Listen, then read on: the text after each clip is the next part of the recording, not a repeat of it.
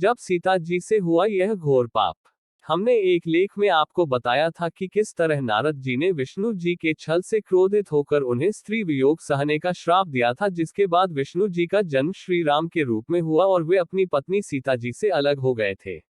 आज हम आपको अपने इस लेख के माध्यम से यह बताएंगे कि सिर्फ श्री राम को ही विष्णु रूप में श्राप नहीं मिला था, बल्कि माता सीता को भी अपने पति का वियोग सहने का श्राप मिला था।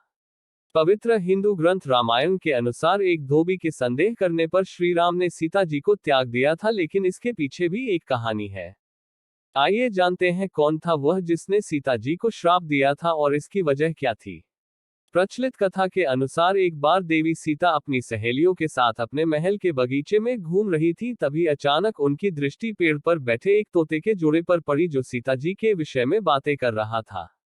उनके मुख से अपने भविष्य की चर्चा सुनकर सीता जी को बड़ा आश्चर्य हुआ। कहते हैं वे दोनों प्रभु श्री राम के बारे में बात कर रहे थे। यह सुनकर सीता जी की जिज्ञासा और भी बढ़ गई। तब उन्होंने उस तोते के जोड़े को पकड़वा लिया और उनसे अपने भावी पति के बारे में पूछने लगी।